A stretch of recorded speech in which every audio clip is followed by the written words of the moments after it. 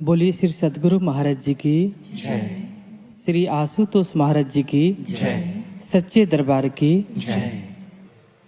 भगवान कृष्ण ने गीता में एक जगह कहा है, अनन्य चेता सततम यो माय स्मृति नित्यसः तस्याहम सुलभः पार्थ नित्य युक्तस्य योगिनः।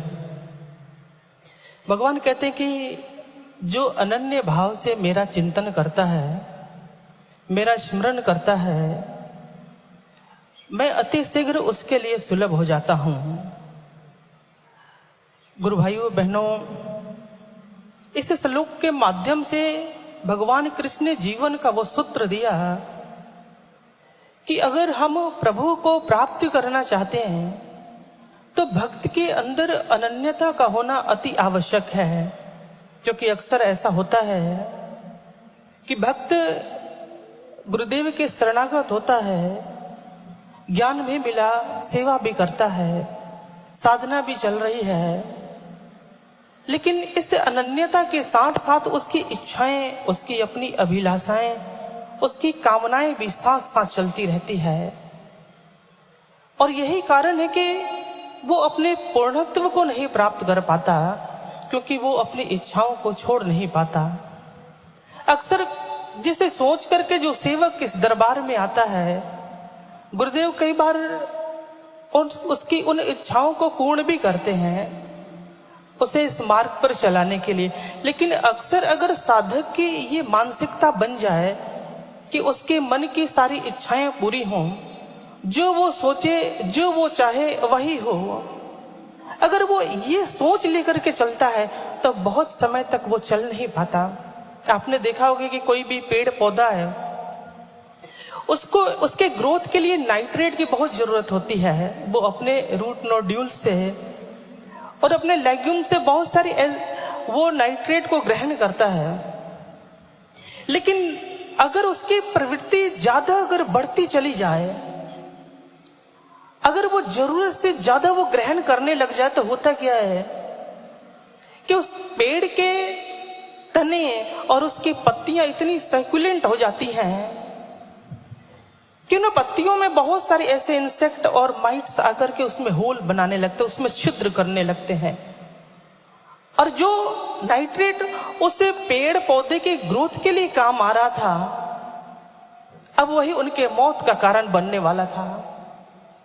इच्छाएं होनी चाहिए, लेकिन अगर वो पवित्र नहीं है, अगर इच्छाओं में अधीरता है और ये सोच करके हम बस चलते रहते हैं कि नहीं अपनी ही मन का हो, तो फिर हमारी यही इच्छाएं, यही माइट्स बन करके और हमारे अंदर छिद्र करने लगती हैं, हमारी भक्ति को वो खोखला करने लगती हैं और व्यक्ति बहुत ज्यादा तक वो चल नहीं पाता, वो सर्वाइव नहीं कर पाता। इसलिए संतों ने भक्तों के अंदर जिस अनन्यता की बात की, वो अनन्यता भी दो प्रकार की होती है, एक कमल की तरह और दूसरा कुमुदनी की तरह। आपने देखा होगा कि कमल और कुमुदनी ये दोनों एक ही जगह इनकी उत्पत्ति होती है, मार्सेस वेटलैंड्स में इन दोनों की उत्पत्ति होती है। लेकिन दोनों के व्यवहार और दोनों के जीवन चक्र में बहुत फर्क है। कमल जहां सूर्य को देख करके खिलता है, वहीं कुमुदनी चंद्रमा के शीतलता को प्राप्त करके खिलती है। दोनों के व्यवहार में फर्क है।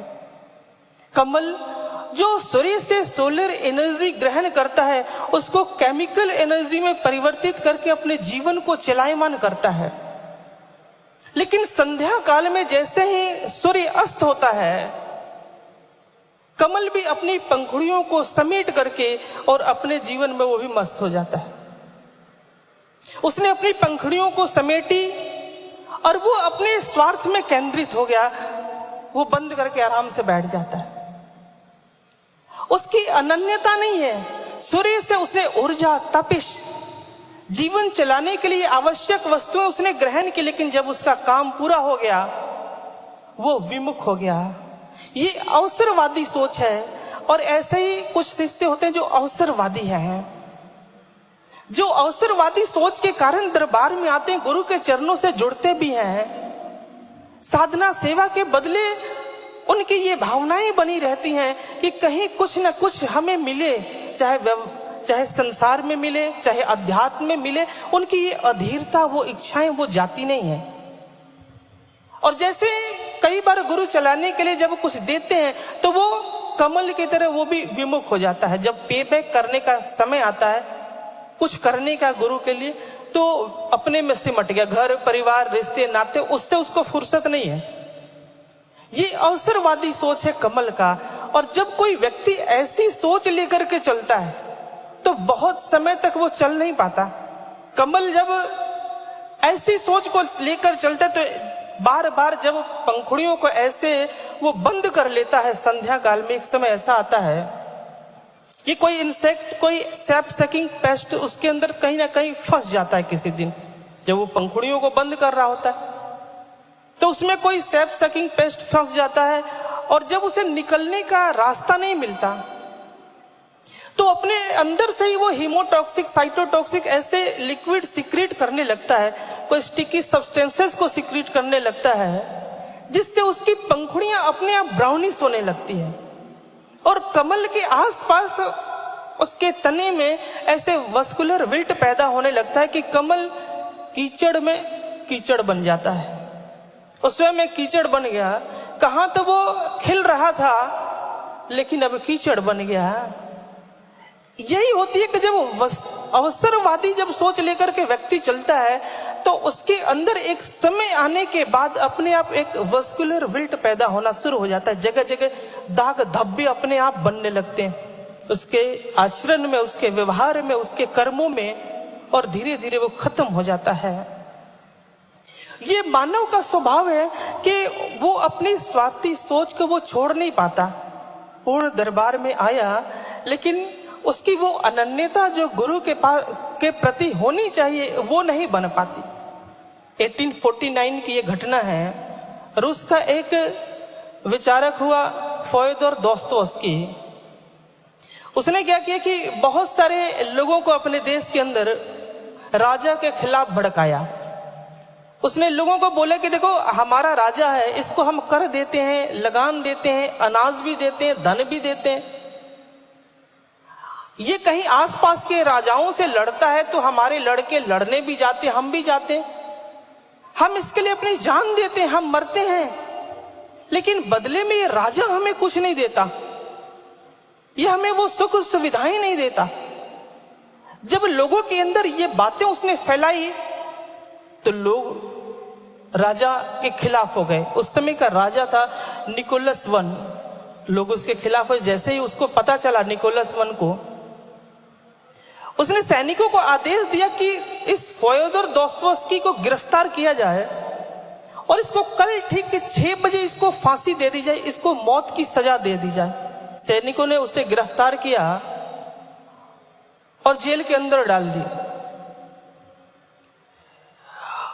बाद में कुछ दरबारियों ने राजा को बोला कि अगर इसको अभी हम फांसी दे देते हैं, अगर इसको अभी हम मार देते हैं तो हमारे लोगों में विद्रोह फैल जाएगा, असंतुष्टि की भावना फैल जाएगी, लोग हमारे खिलाफ हो जाएंगे, इसलिए आप इसको एक बार क्षमा कर दें। राजा ने क्षमा कर दिया। मरने से ठीक 5 मिनट पहले उसकी सजा उसने माफ कर दी। बाद में दोस्तोवस्की अपने संस्मरणों में लिखता है, वो कहता है कि जिस वक्त मौत मेरे करीब आ रही थी, मेरे मन के सारे विकार चले गए थे, मेरे अंदर की सारी वासनाएं चली गई थी, मेरा मन शून्य अवस्था को प्राप्त हो गया था, मेरी कोई इच्छाएं नहीं थी, मेरी कोई अभिलाषाएं नहीं थी, मेरी इच्छाएं समाप्त हो गई थी, कारण कि इच्छाओं को पूर्ण करने के लिए समय चाहिए था और वो समय मेरे पास नहीं था। मेरा मन इतना शांत हो गया था कि मुझे ऐसा लग रहा था कि जो भारतीय ऋषियों ने शांति की शून्य अवस्था की बात की है, शायद ये वही अवस्था है जो मुझे लग रहा। लेकिन हम देखें क्या दोस्तोवस्की की ये भावनाएं, ये एक निष्ठता, क्या हमेशा वो बनी रही, एक जैसी रही? नहीं।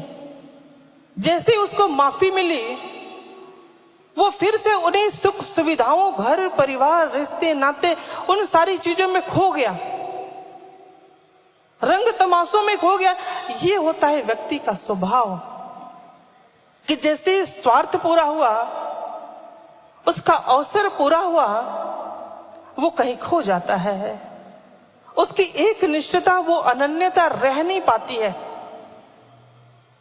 और जब ऐसी एक निष्ठता जिस सेवक की रह नहीं पाती और वो गुरु से सिर्फ अपने स्वार्थ के लिए जुड़ता है, तो वो होता कैसा है कि एक बार भगवान कृष्ण जब शांति का समझौता लेकर के जब हस्तिनापुर की तरफ जाने लगे, तो शकुनी वहां पर दुर्योधन को कहता है, कहते कि कृष्ण आ रहे हैं, तुम उनका स्वागत करो, उनको प्रसन्न करो। तो दुर्योधन कहता है कि वो आ रहे हैं तो मैं उनका स्वागत क्यों करूं, मुझे इसकी क्या जरूरत है। तो शकुनी समझाता है कि देखो, अगर वो प्रसन्न रहे तो आने वाले समय में हो सकता है कि महाभारत का युद्ध हो, तो उस वक्त कृष्ण और उसकी सेनाओं का साथ होना यह बहुत जरूरी है। इसलिए तुम किसी भी तरह कैसा भी करके कृष्ण को प्रसन्न करो। जब भगवान कृष्ण हस्तिनापुर आते हैं, दुर्योधन उनका भव्य स्वागत करता है, उनका बहुत भव्य स्वागत करता है, उनकी रहने की सारी व्यवस्थाएं महल में करता है और उनको कहता है भगवान कृष्ण को कि आप मेरे महल में पधारें, आज हमारे घर रुके आप। लेकिन भगवान कृष्ण मना कर देते हैं। आप देखो कि दुर्योधन कृष्ण के प्रति अपनी श्रद्धा, अपनी भावना, अपनी समर्पण को प्रकट तो कर रहा, लेकिन उसके पीछे उसका भाव क्या है, वही स्वार्थी सोच कि कुछ मिले। जैसे एक जोक होता है ना, जोक को देखा हुआ, वो कहीं किसी से भी चिपकता है, उसकी एक ही प्रवृत्ति रहती, चाहे वो मनुष्य हो चाहे जानवर, जिससे भी चिपकेगा वो खून पीता है। आप जब उसको छुड़ाओगे, जब खींचोगे तो वो छोड़ता नहीं है, क्योंकि अपने हुक को ऐसे वो फंसा के रखता है कि आप खींचोगे तो वो टूट जाएगा लेकिन छोड़ेगा नहीं। उसकी ये प्रवृत्ति है खून पीने की। वो जहां भी जिससे भी जुड़ेगा वो खून पिएगा। उसको छुड़ाने का एक ही तरीका होता है कि आप उसके ऊपर कोई सॉल्टी एलिमेंट को आप डाल दो, तो उसे जोक के अंदर से एक ऑस्मोटिक प्रेशर जनरेट होने लगता है। उसके अंदर का पानी उसके त्वचा को फाड़ के बाहर आने लगता है, उसके सारे सेल्स काम करना बंद कर देते हैं और इसी को रिवर्स ऑस्मोसिस कहते हैं। और यही होता है कि हमारे अंदर की जो इच्छाएं जो दबी पड़ी हैं, अचानक वो ऑस्मोटिक प्रेशर जनरेट करने लगती। जब भगवान कृष्ण ने दुर्योधन को मना कर दिया, जब कहते कि नहीं मैं विदुर के यहां जाकर रुकूंगा, तो दुर्योधन उस जोक की प्रवृत्ति वाला दुर्योधन अपने अंदर, उसके अंदर से वही ऑस्मोटिक प्रेशर जनरेट होने लगा और कृष्ण को उलाहने देने लगा। कहते कि हमते विदुर कहां है नीको, जाकी झुगिया में तुम बैठो, कौन बड़प्पन पायो, जात पात कुल हिते न्यारो, दासी को जायो। वो जोक वाली प्रवृत्ति उसके अंदर से बाहर आने लगी और कहने लगा कि हमते विदुर कहां है नीको, ये मेरे से श्रेष्ठ और महान कैसे हो गया। झुग्गी झोपड़ी में रहने वाला विदुर, जात पात कुल हिते न्यारो, दासी को जायो, दासी का पुत्र है, और ताकि झुगिया में तुम बैठो, कौन बड़प्पन पायो, तुम्हें कौन सा सम्मान मिलने वाला है, तुम्हें कौन सा बड़प्पन मिलने वाला है विदुर के कुटिया में। कृष्ण को वो उलाहने दे रहा, लेकिन भगवान कृष्ण कहते हैं दुर्योधन, जहां अभिमान तहां मैं नहीं, कि जहां अभिमान है, जहां स्वार्थ है, वहां मैं नहीं हूं। और बात है विदुर की, तो विदुर हमारो प्राण ते प्यारो, विदुर मेरे प्राणों से भी प्यारा है। आप देखें कि विदुर की क्या भावनाएं रही होंगी, क्या उसकी श्रद्धा रही होगी, क्या उसका प्रेम, क्या उसकी एक निष्ठता रही होगी कृष्ण के प्रति। कि कृष्ण जो बात कभी युधिष्ठिर के लिए नहीं बोला, आज विदुर के लिए कह रहे हैं कि विदुर हमारो प्राण ते प्यारो, कि विदुर मेरे प्राणों से भी प्यारा है। भगवान आज विदुर के प्रेम, उसके निष्ठा, उसकी भक्ति को एक आयाम दे रहे हैं। और कह रहे कि मेरे प्राणों से भी प्यारा है। वो भक्त भगवान के भी प्राणों से प्यारा बन जाता है जिसके अंदर वो एक निष्ठता रहती है, जिसके अंदर गिले सिकवे नहीं है। कभी विदुर ने कोई गिले सिकवे नहीं की कि ये दुर्योधन के सरपरस्ती में मुझे क्यों रख दिया, मुझे इतने कष्ट क्यों मिल रहे हैं, मुझे इस दुष्ट के साथ क्यों लगा दी और मुझे इतना गरीब क्यों बना दिया। कोई गिला नहीं, कोई सिकवा नहीं, उसकी एक निष्ठता हर परिस्थितियों में बनी हुई है। वो अवसरवादी नहीं है। कई बार हम अवसरवादी बन जाते हैं सब पाने के बाद, लेकिन विदुर की वो भाव नहीं है। क्योंकि सज्जनों, इस मार्ग पर चलना बेशक मुश्किल है, ऐसे भाव को अपने अंदर जागृत करना, लाना ये मुश्किल है, लेकिन असंभव नहीं है। भर्तृहरि एक बहुत ही अच्छा सूत्र देते हैं। वो कहते हैं कि जब मैं गुरु गोरक्षनाथ जी के पास गया, बहुत सालों तक मैंने सेवाएं की, साधना भी की, उनकी आज्ञाओं में भी चला, लेकिन पीछे महल का जो आकर्षण है, जो सुख है, वो सुविधाएं हैं, वो मेरा पीछा नहीं छोड़ रही थी। और एक समय भर्तृहरि गोरक्षनाथ जी के पास जाकर कहने लगे, गुरुदेव, इतने सालों से मैं आपके आश्रम में आपकी सेवा में रत हूं, लेकिन मेरी इच्छाएं, मेरी सोच मेरे साथ साथ चल रही है। और जब ये बात गोरक्षनाथ जी को कहते हैं तो गोरक्षनाथ जी कहते हैं कि भर्तृहरि, जहां से चलकर तू वापस होने की सोचने लगता है, जहां से जाकर ठहर जाता है, तेरा मन विचलित होने लगता है, ठीक वहीं से रास्ते खुलते हैं। बस वहीं से जहां से वापस आ रहा, सारे समस्याओं के समाधान का सूत्र वही है। बस तू एकनिष्ठ होकर मेरे चरणों में ध्यान लगा, तू प्रयास कर, ये तेरा प्रयास बेकार नहीं जाएगा। एक दिन तू अपने लक्ष्य को सिद्ध करेगा। और भर्तृहरि अपने लक्ष्य को सिद्ध करते हैं, आने वाले समय में नाथ संप्रदाय में एक महान संत बन जाते हैं। सज्जनों, ये प्रयास निरंतरता बनी रहती है। अपना अवलोकन जब बना रहता है तो व्यक्ति अपने उद्देश्य को प्राप्त करता है।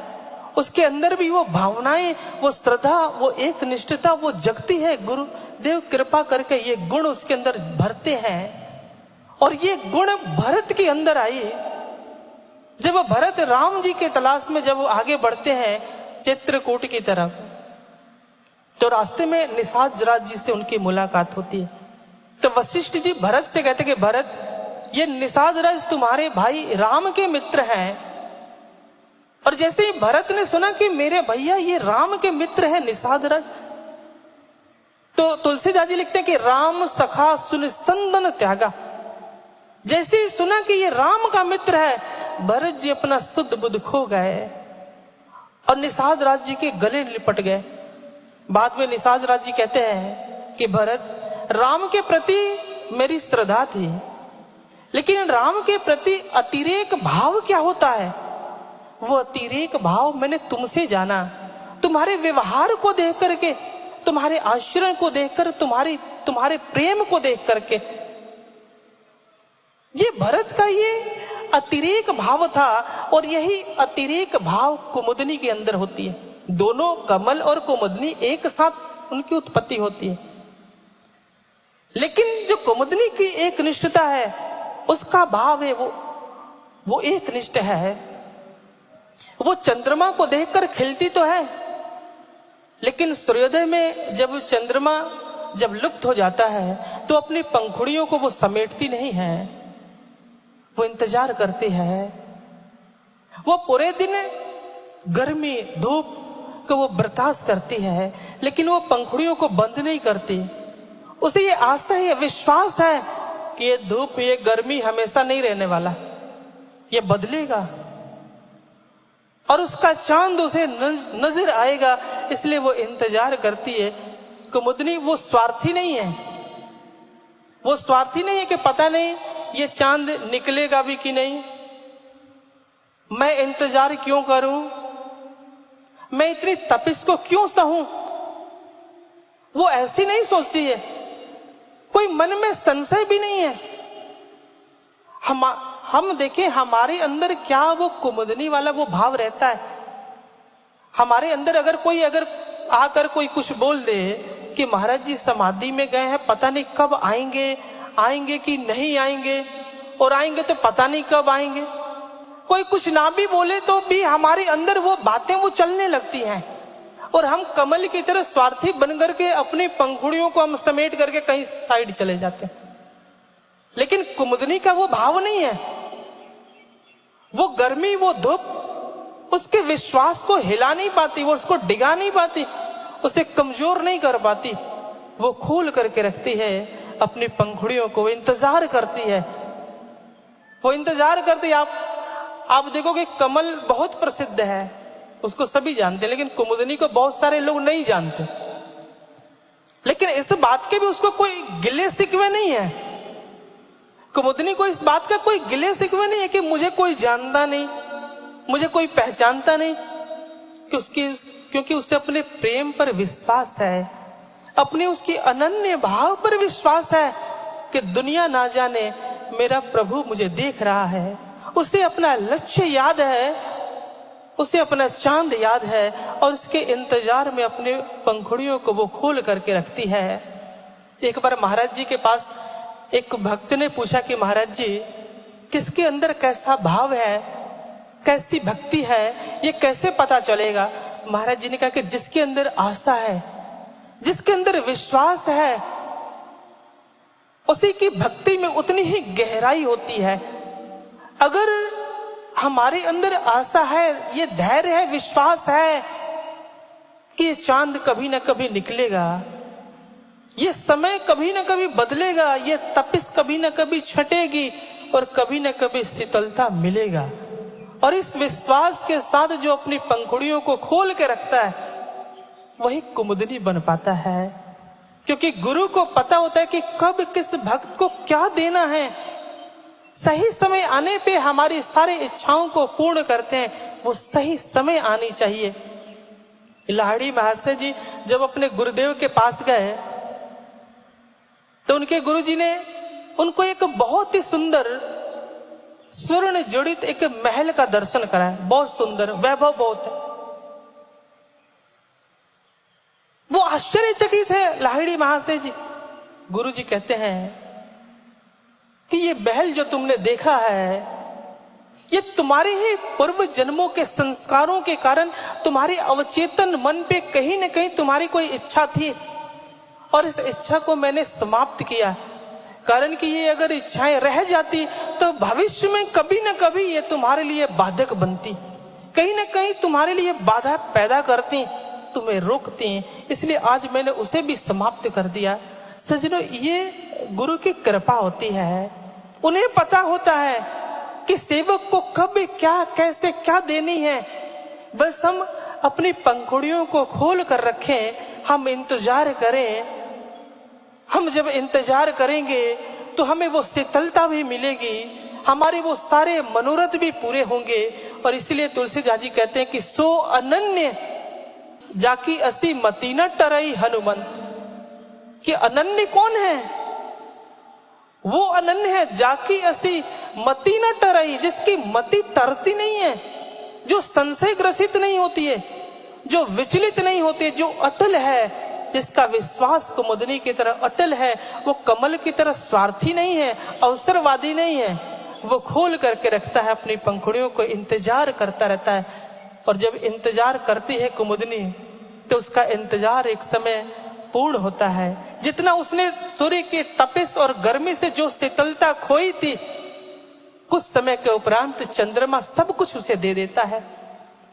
और उसके इसी प्रेम के कारण उस कुमुदनी का जो चांदनी रंग है वो कभी फीका नहीं पड़ता। कुमुदनी समाप्त हो जाती है लेकिन उसका रंग कभी फीका नहीं पड़ता। उसके इसी एक निष्ठता के कारण, उसके इसी अनन्य भाव के कारण। सज्जनों, हमारे अंदर भी वो इच्छा, वो चाह, हमारे अंदर वो अनन्यता होनी चाहिए कुमुदनी की तरह, वो इंतजार। और जब ऐसा इंतजार हमारे अंदर भी रहेगा, हम भी इससे सोच करके, इस सोच को लेकर इस मार्ग पर चलेंगे, तो निस्संदेह एक समय आएगा कि गुरुदेव अपनी कृपा, अपनी दया और करुणा से हमारे अंदर भी वो शीतलता, हमारे अंदर भी वो प्रेम भरेंगे और इसी विश्वास के साथ हम अपनी पंखुड़ियों को बस खोल के रखें। और इतना ही कहते हुए मैं अपनी वाणी को यहीं विराम दूंगा। बोलिए श्री सद्गुरु महाराज जी की, श्री आशुतोष महाराज जी की, सच्चे दरबार की।